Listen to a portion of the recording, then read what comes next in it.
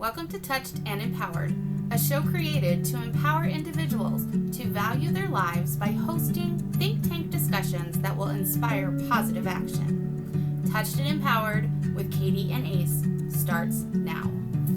Welcome to our episode of Touched and Empowered. Thank you so much for joining us this week. I know a lot of us are going through a lot with many interesting circumstances in government and finance, in the economy, and we're just so happy that you chose to spend this time with us to rejuvenate and feel empowered.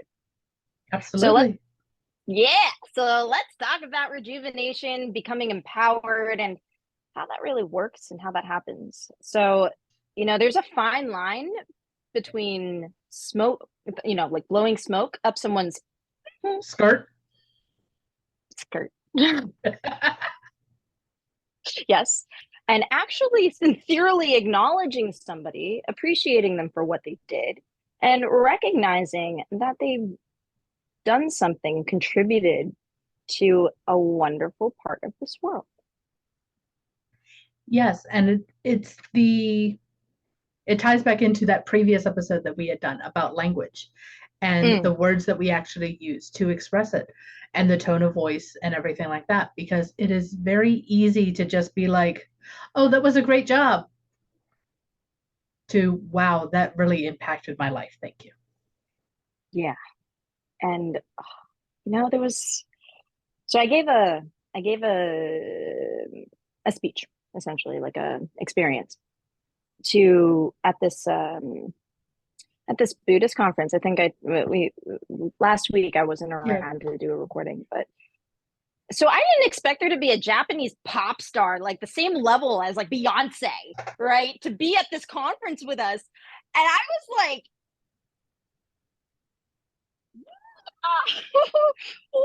this beautiful person who is coming out as trans, used to be a he, is now a she, right?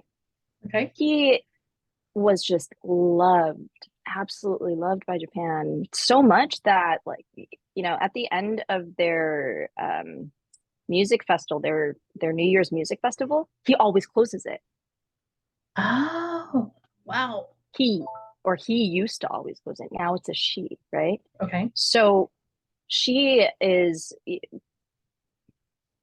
came to this LGBTQIA conference, A+, of course, conference that I was at. And I was blown away by the fact that this isn't our culture in America, the cornerstones of culture in America are rapidly just progressive, right? So we accept everyone, even when we're not verbally accepting. The fact of the matter is we have freedom of speech, so we can be who we are, and we are, like, part of our culture is pretty blunt about it. Like, this is us, deal with it. Like, that's yes. Right? There are those that are very blunt about it. There are those that are also very quiet and shy about it, and there are those that, hi, I am an equal opportunity offender. I will speak my truth and you choose whether or not to listen. Yeah, and people understand that that's okay. Mm-hmm. So in other cultures, that's not okay. True. Right? True. That is not the case in some other cultures. Yeah. For instance, in Japan, talking about transgender anything isn't really happening, but it's happening here, right? So she felt safe to be here, even though she didn't understand the language. We had an interpreter, of course, but she was here. Her and her manager stepped me aside, brought the interpreter over, of course, and was just like, oh, I was so inspired by your experience. And I could tell it was sincere.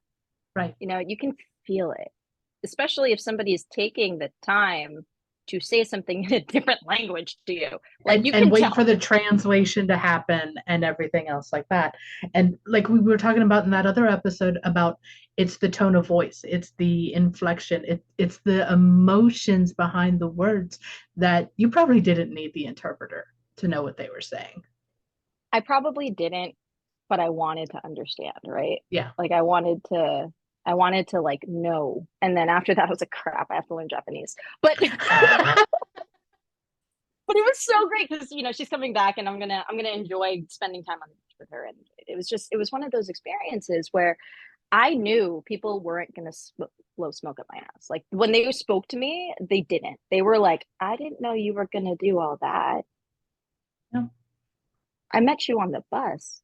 Like, and that, and it was like one of those like genuine, sincere responses that I was like, okay, now I know that you're actually telling me something straight from the heart. And I was telling Katie before we hopped on, when somebody gives me a false compliment, you can freaking tell. Oh yeah.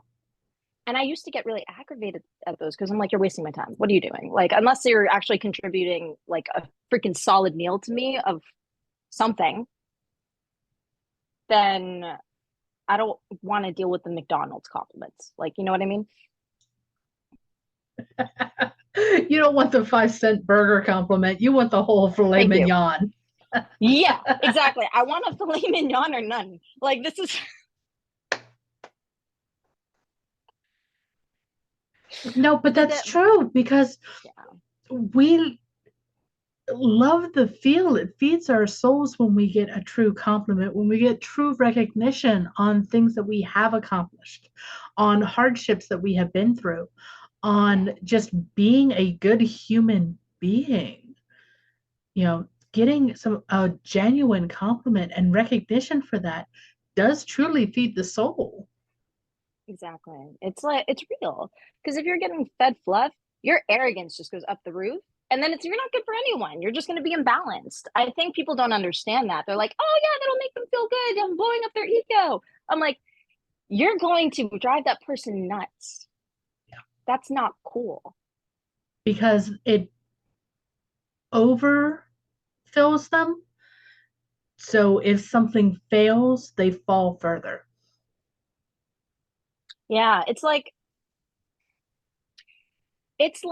you're trying to fill someone's cup, right? But you're filling it with bubbles. And when they pop, they're not as full as you really thought they were. So now it's one of It those tastes things. flat. If you really, yeah, like, that's funny. If you, well, no, I'm thinking when the carbonation is out of a soda, it tastes flat. It's the same thing. If you're giving them something full of bubbles, full of hot air, full of smoke, when that dissipates, it's gonna be flat. yeah, and a lot of people don't realize it. Like I remember, oh gosh, if anybody has watched The Dragon Prince, this is a really good series on Netflix. And there is this 9-year-old queen, right, who took the throne after her parents, they gave up their lives by fighting a dragon, and they for their country, and then she had to become queen, right? Okay. She was 9. She came into this room like she was 75. Like she walked into this room of kingdoms, queens, and kings. Like, so just to let you know, I'm 9, but I remember when everybody tried to take my freaking throne because I was 9 years old. Not only that, I learned a couple lessons. One of them being talking to the person that was trying to like kind of feed her ego. Mm-hmm. I wish I could quote this correctly, but I'm going to paraphrase. One of them being, the sweetest compliments can sometimes be the biggest threats, right? Like, she knew that he was trying to just like smooth her out. Right. He was trying and to she just saw appease her. right through it. Exactly. And she saw right through it. And I was like, yes, 9-year-old queen, 75-year-old freaking soul. Like, and I will say thank you very much for explaining the plot line of that, because I might be one of the few people in the world that do not have Netflix. No, you're not. Do you know what Okay. happened when Netflix did this thing about like no more sharing passwords? I don't have Netflix anymore. I can't watch the end of the season.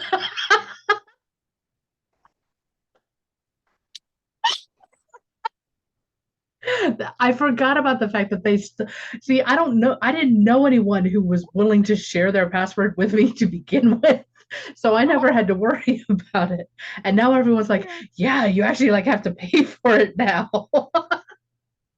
Yeah, no, they pulled it back. Of course, they received a lot more funding after that because, with the strike going on, that makes a lot of sense. Right. The actor strike, like, you can't share passwords anymore. We need to pay the actors. Like, Yeah, that does make sense. And there's a lot of other things going on with the whole theater, not theater, I'm sorry, with actors being paid and stuff for movies. Because my son was telling me that he had read something about how actors get paid when the movie goes into the theaters, when it's a box office hit. And then they get yep. another boost of income when it is released for people to buy the DVDs or way back when VHS. But that's not the case now because it's like streaming almost immediately. Unless it's on cable. Really? That is the difference. So this is coming from the person that actually got to see the acquisition side of TV. Oh, okay. Right? Well, thank you for clarifying this for me. I might know something before my son does. This is amazing. Oh yeah, this is all right. So this is public information that you can find online. This is what I used to get paid for, was like being able to there's this group called GLG Group, and I was one of their consultants. Essentially, what you do is like you verify the public information in the newspapers to investment firms that are interested in media companies. Okay. So I was able to do that for them. Yeah. I have a very thorough knowledge of TV film acquisitions. It's really fun. Well, that's why I brought it up, because I knew you would be able to clarify this for me. Well, I appreciate that. And I'm like, notice how I'm like actually like now voguing, because basically Katie told me before I hopped on this call that I look like Pebbles from the Flintstones. And you got the leopard print top on, and you got your hair up in a ponytail, and it's doing that little Pebbles fuzzy thing going on. It looks cute. Thank you. I'm chalking it up because I really like it. So we're gonna. But I'm sorry, back to the acquisition side of what we're talking about. In regards to acquisitions, cable did a really good job of having good sponsorships, really good sponsorships that you could put in ads, etc. And they were able to fund the actors, and they were able to basically pay for the content on a cable provider. Those ads are a certain amount, and they are very, very lucrative, right? So essentially, once it goes on cable or any of those types of providers, cable or network providers, actors will get paid residuals. Okay, good. Yeah, because they already have the infrastructure built out so that they could pay the residuals for these actors. When it comes to streaming, the ad services aren't the same. Right. Cable, anything NBC Universal related, from what I know, or Hulu related, they have a very similar ad revenue model. Very similar ad revenue model, because they were created and invested into by the providers, by the tech aspect and the media aspect put together. When it comes to like Netflix or the newer streaming platforms, they don't have those models. So they didn't really understand how to pay the talent, the creative talent. They just knew that they had the platform. And now it's kind of one of those situations where it's like, all right, we have to reevaluate because we need to pay these actors. Otherwise, they're not going to do it. Right. And that's fair. And that is very fair. Everyone should get paid for their time, their talent, their treasure. Exactly. And it was funny because like this actually correlates with what we were talking about before this call. I was telling Katie about this one woman that I got to shadow when I was an NBC page. And for whatever reason, the universe kept sending me to her office to learn more or like shadow her. I don't know why. Very honestly, I had no idea why. I was like, I want to go into entertainment. Why am I being sent to media relations and ad sales? And this woman was the chairman of media relations and ad sales for NBC Universal at large, right? Right. In 2014. Okay. She is now the CEO of Twitter. Ooh. Botched it, right? I was like, right. Okay.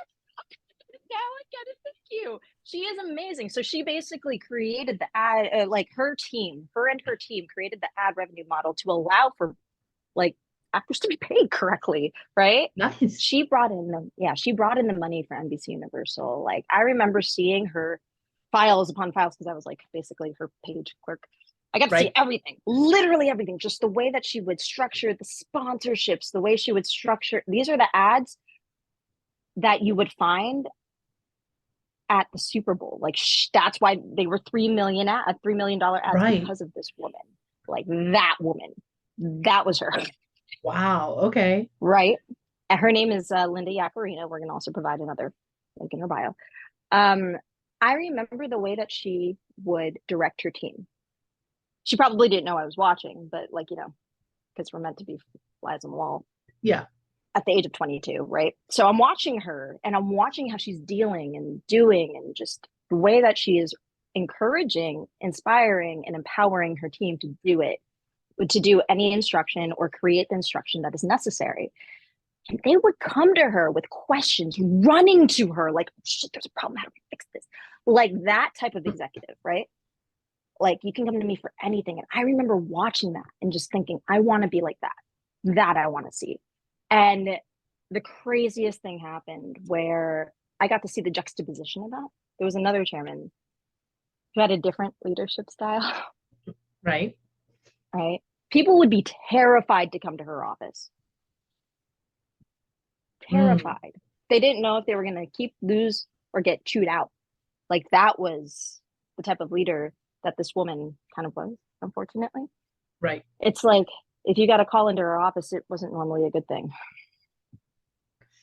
Yeah, I had a couple bosses that were that way, where I was terrified to even ask the question, because even if I knew what the answer was, I would be terrified to ask for validation that I had the correct answer, because the repercussions would have been not nice.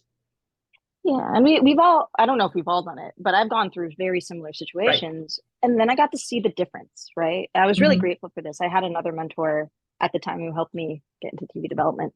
And he was like, look at what type of leader you want to be. Like, watch and see and just like pick basically what Right. you think is going to be helpful. And I remember watching her. This woman had 4 male directors. She was my height. She had the conviction of just like, oh my God, like this wonderful just empress status. And she also wears cutouts, and I freaking love cutouts. Hence She your really shirt. inspired. Hence my shirt. And there was a point, thank you. There was a point where this was so cool.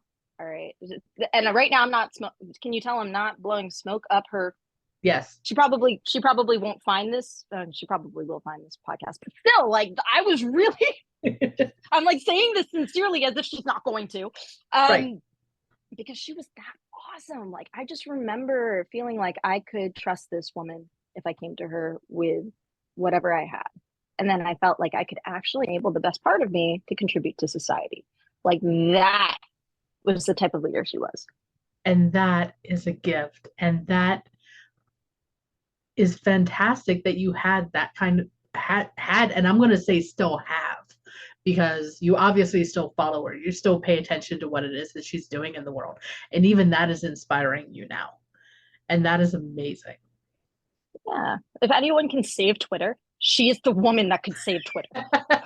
Okay. Like, a lot of people are like, yeah, Elon Musk made a really terrible mistake. I'm like, what was the problem? They didn't have media relations. So he hired one of the best media relations freaking chairmen in the corporate industry. Right. And nobody else is going to be able to do what she does. That's very Exactly. clear to me based on what you've been sharing with me. Yeah, the reason why is because she was able to build relationships off of integrity.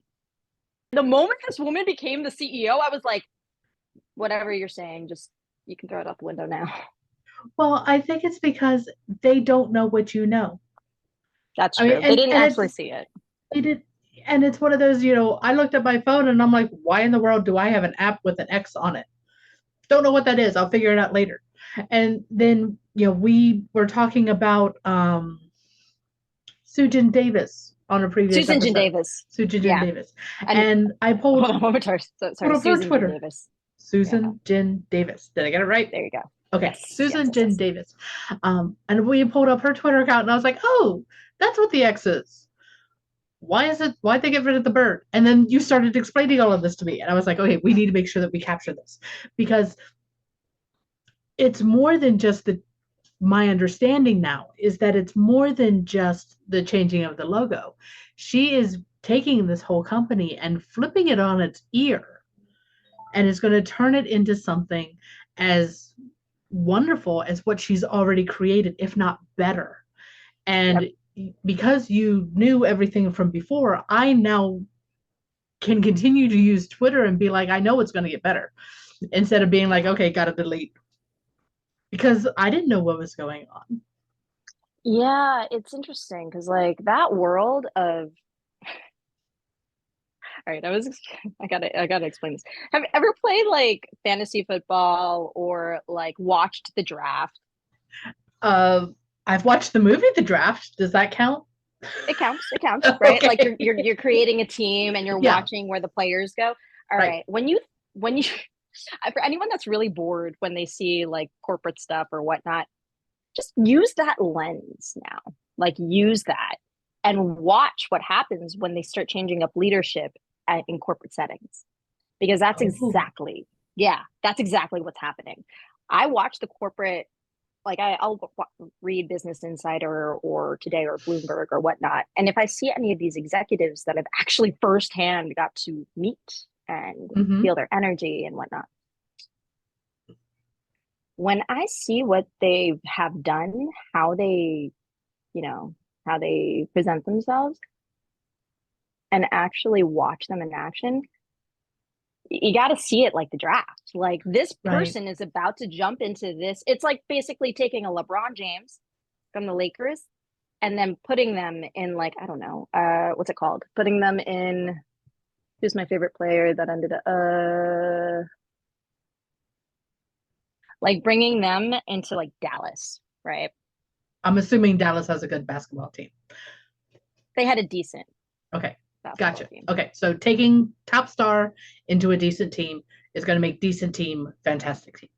Amazing team. Not only that, so one of my favorite we're gonna add this in there. One of my favorite one of my favorite players of all time, Jason Kidd. I know he has some domestic abuse stuff. I get that, whatever. But when it comes to him as a player, the fact that this guy has been in 3 Olympics and now is actually an all-star coach, I'm just like, hopefully I'm not mixing this up.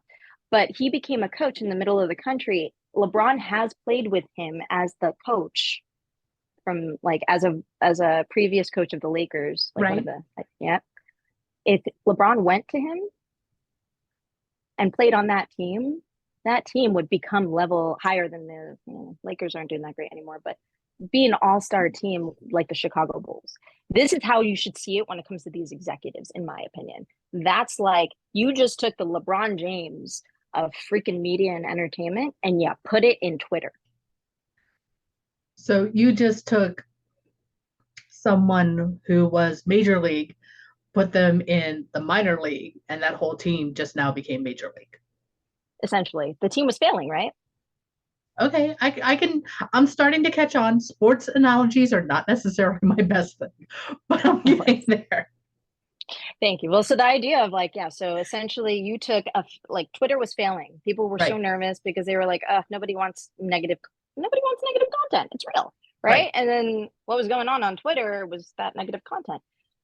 But this woman is like one of those all stars from this major team, Comcast, NBC Universal, who drove all the revenue, and you're putting her in Twitter.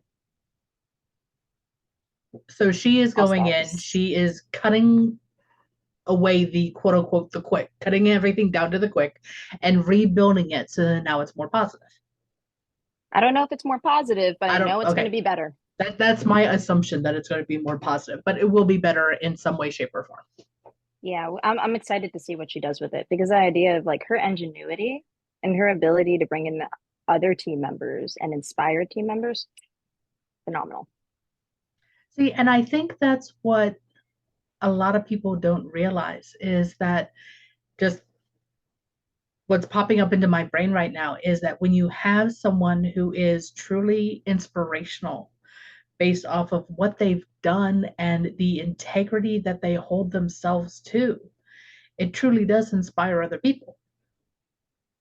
And the fact that there are people who are now going to be coming over to Twitter just because she's there, because they've already seen what she's done. Mm-hmm. Mm-hmm. Exactly. And it's like, I want to say this because like we talked about this earlier. What somebody can do on their own, Mm-hmm. right? On their own, when you see what they can do, that shows you exactly their worth, regardless of what resources they have, regardless Right. if they came from X, Y, and Z. The fact that they were able to take resources out of nowhere, essentially, and something, that's how you know that that's going to be a leader that can encourage anyone, even the most incapable person that you've ever met in your life, to be a freaking asset to the world. That is incredible. And I honestly think she could be one of those individuals. That is pretty darn awesome. Would be awesome Mhm. if we could talk to her. All right, I'll work on it. Okay, good. We'll just throw that out to the universe and we're going to say, okay, let the law of attraction and abundance come our way. Enchanting Namyo Horengekyo. That one too. Like, I would love, I'd love nothing more. I know that she's really busy though, because I remember Oh seeing yeah, her flight absolutely. schedules.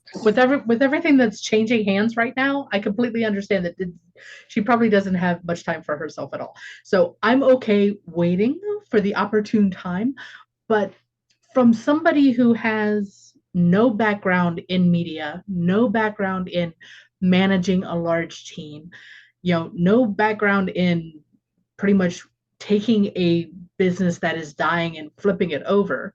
Not yet. I know these things will eventually come in my life because I foresee great things going on.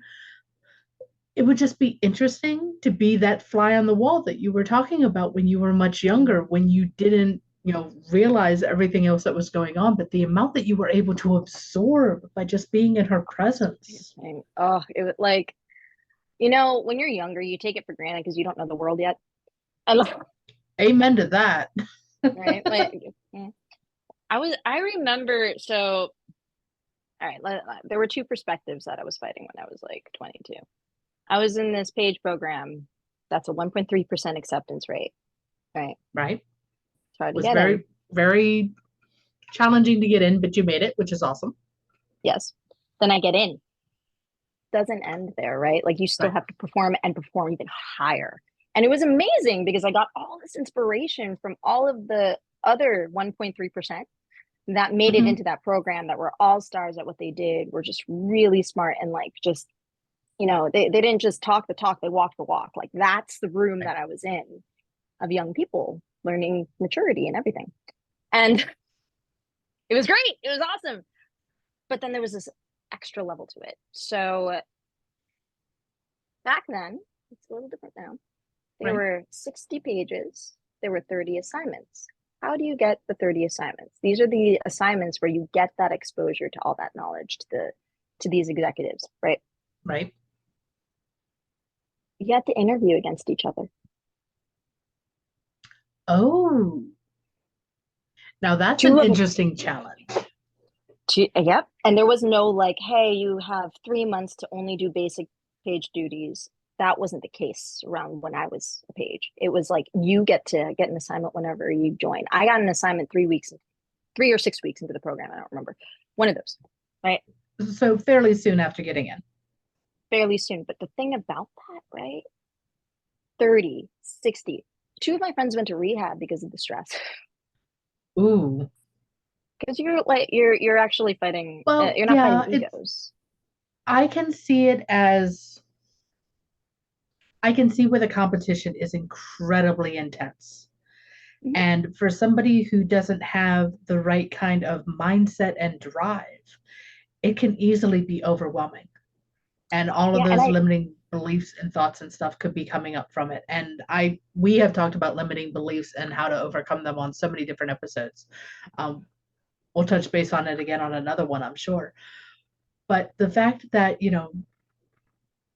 you were able to persevere through that challenging time, because that is a lot of stress. Do you want to know why? I'm gonna say this. Okay. Thank you very much, and I really appreciate that. I had the mindset. Like I actually had the mindset of like it's not about if I look better than anybody else. It's not. I actually most pages only get 3 assignments. I had 8 for 2 very good reasons, and none of them being about competition. Okay. Okay. What was the One, secret? one, you get paid 18 an hour as a when you're doing overtime. The Right. minimum wage that you would actually get is 15 an hour. Right. Okay. So pay So differential. Gotcha. I'm living in New York City. Homegirl needs to eat and keep her apartment. I got to do 2 assignments so I can get the hours and get paid enough so I don't have to play poker over on the weekend. Like that is literally why, number 1, I got that many assignments. Join us next week as Katie and Ace talk more about empowerment, the importance of having the right mentor, and how to become a better speaker. Thank you for joining us. We hope that the discussion today will inspire you to take positive action in your life. Until next week, be empowered.